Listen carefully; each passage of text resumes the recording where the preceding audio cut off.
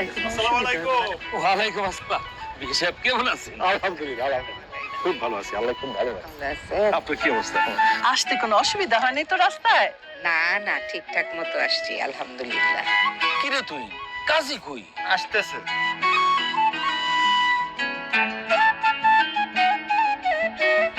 তাই সাহেব একটু তাড়াতাড়ি চলে আসতে আমি বিয়ে পড়াতে যেতেছি, বদলা দিতে না।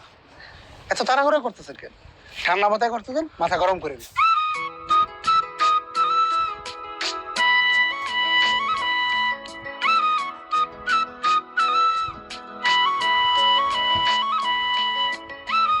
আসসালামু আলাইকুম। ওয়ালাইকুম আসসালাম। আব্বা, কাজী সাহেব চলে আসছে। যাক, মাশাআল্লাহ। সি সি সি করিম ভাই, আপনি যে এত বড় কিপটা সেটা আমি আজকে জানলাম। এটা কি কও কাজী? আমি আবার কিপটামিন কি করলাম? কিপটামের কি করছেন মানে? আপনি হলেন আমাদের ইউনিয়নের একদম প্রভাবশালী লোক। টাকা পয়সা সম্পত্তির কোনো কিছুর কমতি আছে আপনার?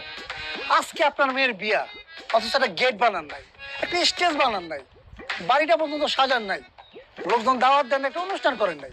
কিপটামি করে কি করবেন? আপনার কি সম্পত্তি টাকা পয়সা কবরে নিয়ে যাবেন? কাজী সাহেব, আপনি ভুল বুঝতেছেন। আমরা কোনো কিপটামি করি নাই।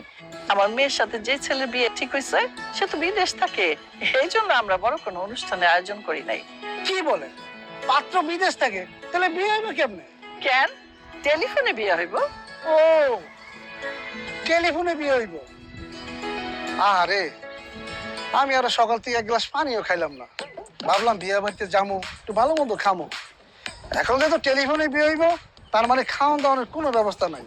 আমার খালি পেটে বিয়ে পড়াই দিবে। এইটা কেমন কথা কইলা কাজী? আরে খালি পেটে বিয়ে পড়াবা কেন? তোমার জন্য খাওয়ান দাওয়ানোর ব্যবস্থা আছে। কাজী সাহেব, আপাতত টেলিফোন বিয়ে তো সারলেও আমার ছেলেটা যখন 6 মাস পরে দেশে ফিরে আসবো, তখন বড় করে অনুষ্ঠান করব। তখন নয় আপনি পেট ভরে খাইয়েন। থাক, অনেক দেখছি। একবার বিয়েটা হয়ে গেলে অনুষ্ঠান তো দূরের কথা, পরে একটা ফকির মিসকিনও দাওয়াত দিয়ে খাওয়ায় না।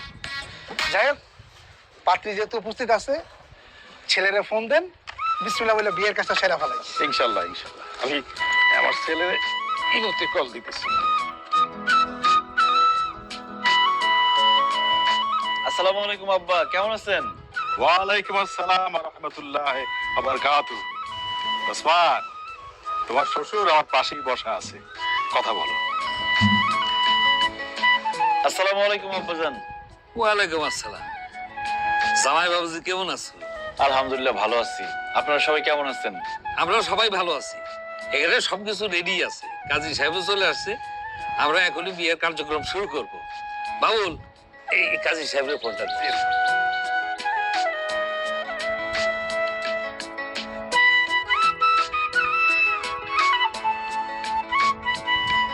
আসসালামু আলাইকুম কাজী সাহেব।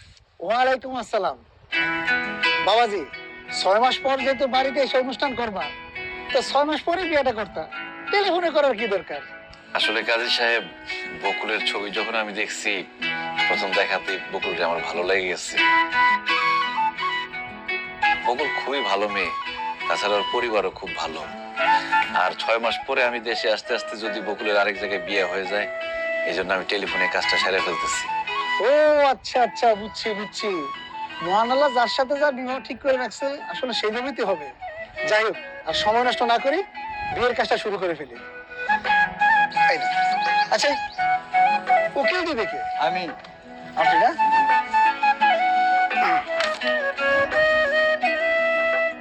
পরানপুর নিবাসী জনাব করিম ভূঁইয়ার মেয়ে বকুল আক্তারের সাথে ডুমুরিয়া নিবাসী জনাব সালাম মোল্লার ছেলে ওসমান মোল্লার সাথে 5 লক্ষ 1 টাকা দেনমোহর ধার্য করিয়া বিবাহের প্রস্তাব করিলাম। আপনি যদি রাজি থাকেন বলেন বিসমিল্লাহ কবুল। আহা বাবা, লজ্জা পাওয়ার কিছু নাই, বলেন বিসমিল্লাহ কবুল। বিসমিল্লাহ কবুল।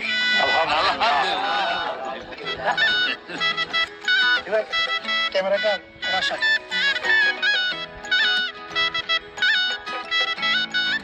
মামুনি, এবার আপনি বলেন বিসমিল্লাহ কবুল। মামা কবুল বল, দেরি করিস না, সময় নষ্ট করিস না, কবুল বল। মামনি দেরি করা ভালো না, কবুলটা বলে ফেলেন, বলেন বিসমিল্লাহ কবুল। পারে বিসমিল্লাহ বলে কবুল। বিসমিল্লাহ কবুল। আলহামদুলিল্লাহ। আলহামদুলিল্লাহ। বিয়ের কাজ তো শেষ হইলো, আপনারা শুনলেন, ছেলেও আলহামদুলিল্লাহ বলছে, আলহামদুলিল্লাহ